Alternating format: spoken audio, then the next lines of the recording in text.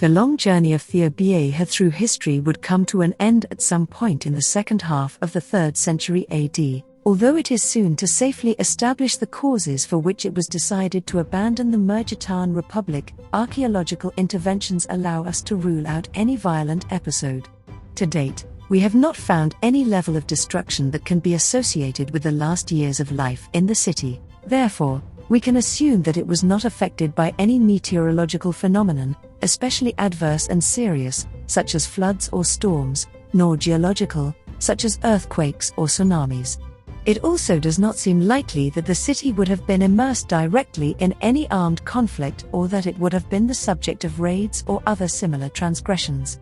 For all this, we must assume that the abandonment of Murgi would obey social, political, or economic conditions caused by regional and supranational conditions. Although it was systematic, it should not be ruled out that some city inhabitants were against the communal decision or even that the city's ruins would be occupied in later centuries. In any case, such a decision, whose impact would be enormous for the entire population, perhaps did not constitute the end of the Murgitan Republic, but a new beginning.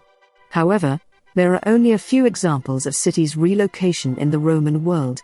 In other words, the population and its identity of origin moved completely elsewhere, generally close, without losing their legal validity in the process. In the coming years, we will try to find out the fate of these citizens who perhaps joined other nearby cities or even took the toponym with them. Whatever the case, the abandonment was characterized by its systematicity and professionalism. While it is true that most of the old cities were subject to plunder, since it was a cheap source of building materials, it is no less true that the Murgitan case presents a series of special features.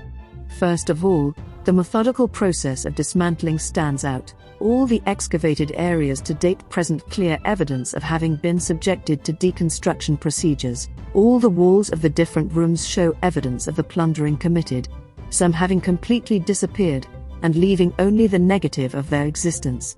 Another notable feature is the great technical preparation of those who were in charge of recovering the building materials of the Roman structures. Despite the systematic plundering, we have preserved much of the original floors. In some of them, you can even see holes in rectangular or quadrangular shapes that can be associated with the removed furniture. But the most impressive thing is that, on some occasions, despite the large amounts of plundered building materials, the walls remained standing. The most exceptional cases are the walls of Room F, which, despite being devoid of all its bricks, leaving therefore only the cladding of the wall, remained firm in their position after the plundering. This professionalism was paired with unusual respect and care for some of the buildings that were being plundered. In this sense, the most representative case is Room C of the Termi, which we have linked to a religious space. Here, although the altar and the altar stone were devoid of their finishes, their structures were left intact, which denotes special care.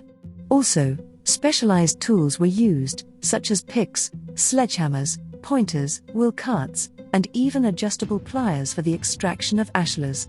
We have found evidence of the use of these instruments in the abandonment levels, but also remains of the tools themselves, either because they had been damaged during their use, or because such action was not expected to happen again. Another striking aspect of this particular process was the treatment received by the pre-Roman materials that these professionals found when executing the deconstruction. When digging some walls to their foundations, it should not be unusual for remains of the previous phases of the city to appear. During our excavation, we found pre-Roman materials, such as an amphora or an urn, which were left on the ground intact. In relation to this last aspect, there were also found some construction materials piled up, such as marbles and ashlars, ready to be moved to the unknown place of destination. Although it could be related to some illegal activity during antiquity, that is, the plunderers may have been caught in the act and would have fled, leaving behind part of the loot and their tools. We believe that it is more likely to think that the desired amount of materials had been reached, or that the materials did not meet the standards of quality or requirements. Thus, the professionals would have stopped their operation when obtaining the number of materials necessary for the new constructions, leaving there some of them, surely the smallest or of the lowest quality. In any case, it must have been a very fast operation of which a large number of professionals were part, as shown by the high number of recovered materials belonging to this moment. Among them stands the discovery of a small set of 8 bronze coins of this moment, which would surely fall to one of these professionals during their work. All these features lead us to think that the plunder of the city happened immediately after the decision to abandon it, and that it was carried out by a professional group specializing in the recovery of construction materials. In Rome, we know of the existence of a colle room that supported its business wealth in the dismantling of buildings after the fires of the year 64 AD. Something similar would occur in Murgi, where a company specializing in deconstruction would establish the basis for the creation of the new city center to which residents of Murgi moved.